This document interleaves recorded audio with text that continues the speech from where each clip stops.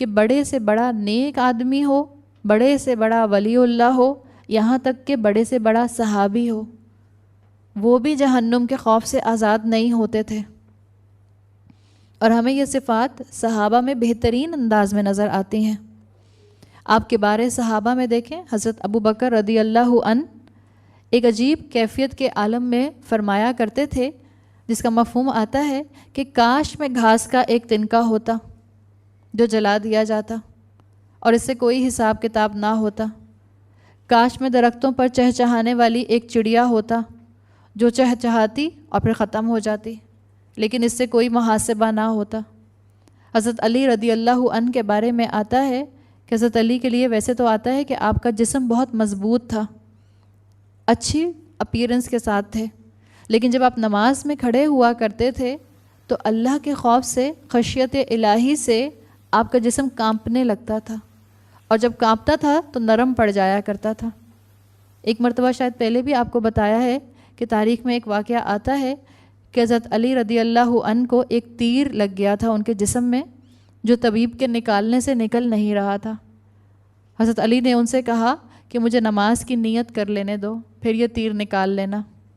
یہ ہے وہ کیفیت۔ یعنی ہوتا کیا تھا، جب نماز شروع کرتے تھے اس خوف سے کہ میں کس کے سامنے کھڑا ہوں، کانپنے لگتے تھے، اور جب کانپتے تھے تو ان کا جسم نرم پڑ جاتا تھا، اور جب جسم نرم پڑتا ہے تو ریلیکس آپ کے مسلز کر جاتے ہیں۔ اسی کنڈیشن کے اندر طبیب نے ان کا تیر نکال دیا۔ جب حضرت علی کا دھیان سارا اپنے رب کی طرف تھا۔ اللہ ہم لوگوں کو بھی ایسا ایمان دے کہ ہمارا واقعی اپنا سارا دھیان اپنی نمازوں کے اندر اپنے رب کی طرف ہو۔ ہم پر بھی ایسی کوئی کیفیت طاری ہو کہ ہم بھول جائیں تھوڑی دیر کے لیے اپنے سیل فونز کو، اپنے گھروں کو، اپنی میٹس کو، اپنے کھانے کو، اپنے جانے کو، اپنے یہاں سے وہاں کاموں کو، سب چیزوں کو بھول کر ہم اللہ کے سامنے نماز میں کھڑے ہوں۔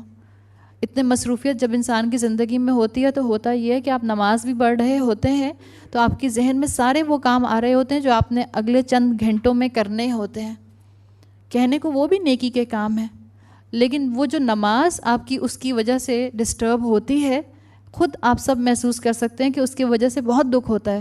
اللہ ہمیں ایسی کیفیت دے کہ جب ہم نمازوں میں اللہ کے سامنے کھڑے ہوں تو ہمیں حقیقتاً رب یاد آئے۔ حضرت عمر رضی اللہ عنہ کے بارے میں آتا ہے کہ جب ان کے انتقال کا وقت قریب تھا اور حالت اضطراب میں تھے تو حضرت عبداللہ ابن عمر جو ان کے بیٹے ہیں وہ ان کے پاس بیٹھے ہوئے تھے۔ روایت میں آتا ہے کہ انہوں نے اپنے گود میں اپنے والد کا سر رکھا ہوا تھا۔ ان سے پوچھا کہ آپ اتنے پریشان کیوں ہیں؟ آپ کے لیے تو اللہ کے ہاں اونچے درجات ہیں۔ حضرت عمر رضی اللہ عنہ نے اس پر فرمایا، اللہ کی قسم اگر میں برابر ترازو پر چھوٹ گیا تو میں بہت بڑی کامیابی سمجھوں گا۔ یعنی نیکی اور گناہ برابر برابر، تو میں اور آپ کیا اور کون سے اونچے درجوں کی باتیں کرتے ہیں۔ عمر بن خطاب کا معاملہ تو یہ تھا۔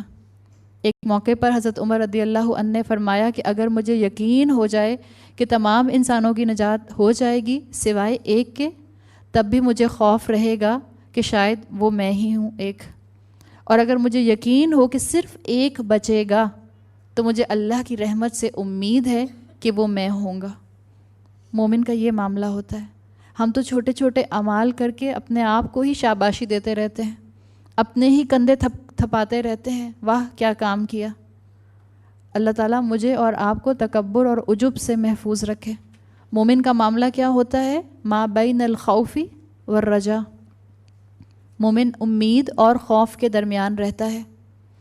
اور جن لوگوں کو، یاد رکھیں میں اس میں اور آپ اس میں شامل ہیں، جن لوگوں کو کچھ خیر کرنے کی توفیق مل جاتی ہے، کچھ تھوڑا سا اللہ کی راہ پر، ان پر شیطان کا سب سے پہلا حملہ عجب کا ہوتا ہے، تکبر کا۔ آپ منہ سے نہیں بولتے لیکن آپ کے دل میں یہ خیال آتا ہے، کسی دل کے کونے میں، فریکشن آف سیکنڈ کے لیے، کہ میں بہت نیک ہوں یا میں بہت اچھے اعمال کرنے لگ گئی ہوں۔ اور پھر ایسے میں کبھی کوئی انسان آپ کو، خدا نہ خواستہ جب آپ کا یہ فیلنگ بڑھ جائے اور آپ کو کوئی ایسا انسان نظر آئے جو عمل میں دور ہے، اور اللہ نہ کرے کہ ہمیں ایسے لوگ جو ہیں عمل سے دور لوگ کیڑے مکوڑے محسوس ہوں، شیطان سب سے پہلا حملہ یہ کرتا ہے علم والوں کے اوپر۔ اس لیے کہ اس کو فائدہ یہ ہوتا ہے جب وہ کسی علم والے کو عجب کا شکار کرتا ہے، اس علم والے کی ساری نیکیاں زیرو سے ملٹیپلائی کر دیتا ہے، اور جب ساری نیکیاں زیرو سے ملٹیپلائی ہوں گی تو کیا ہوگا؟ زیرو، کچھ بھی نہیں بچے گا اعمال نامے میں۔ پوری کوشش کرے گا شیطان آپ کے اندر اور میرے اندر تکبر پیدا کرنے کی۔ اسی لیے اللہ کے محبوب بندے کثرت سے دعائیں کرتے ہیں۔